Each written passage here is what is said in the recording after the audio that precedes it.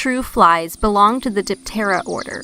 The name of this order means two wings, which makes a lot of sense considering how true flies have evolved. Flies are just about the only insects that have a single pair of wings. Most other insects possess two pairs. Over time, fly ancestors developed a strong front set of wings, while the back set became a club-like structure which no longer functioned as wings.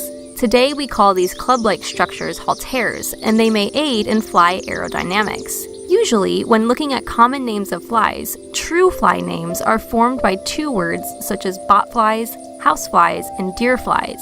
Animals that have fly in their name but are not true flies are usually named with single words such as dragonflies, butterflies, and stoneflies. Of course, trying to remember all the true flies would be pretty difficult as they are one of the largest orders of insects, and there are guessed to be more than 100,000 kinds of flies all over the world.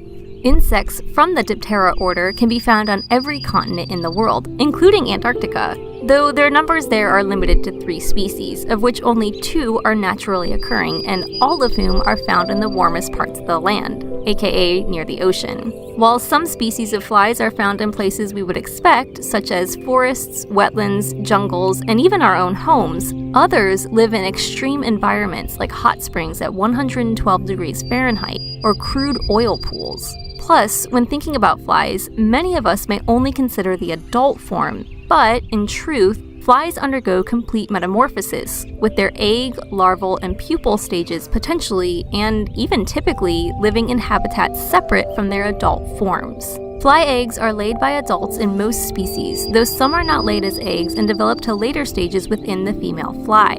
Depending on the species, the female will lay anywhere from 1 to 100 or more eggs. These may be placed into the flesh of a mammal, dung, soil, flowers, or even onto other flies. After a development period of about a day, the larvae emerge and thus begins the great eating frenzy. Most flies consume the largest portions of their diet when in the larval stage, with some adult forms eating nothing at all.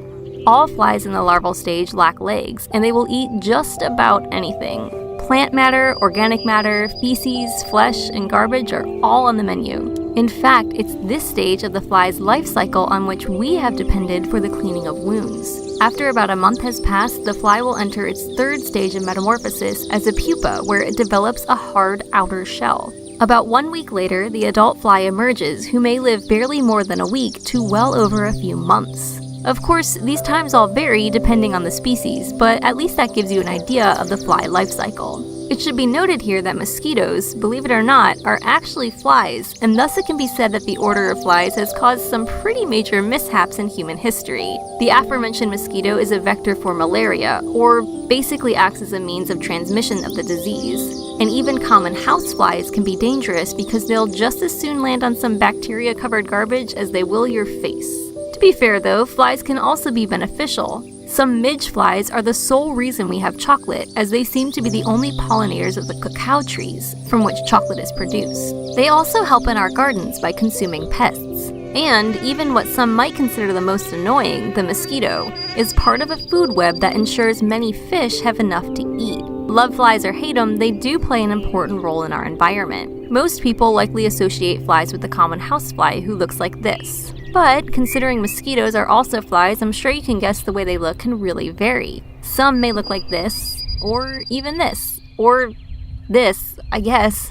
Plus, they come in a vast array of colors. What it boils down to is that they must have 2 wings and halteres present. Some of the smallest can be 1 millimeter in length, while others can reach more than 7 centimeters. Some people believe that flies are a menace. Others think they're a symbol of prosperity through hard work.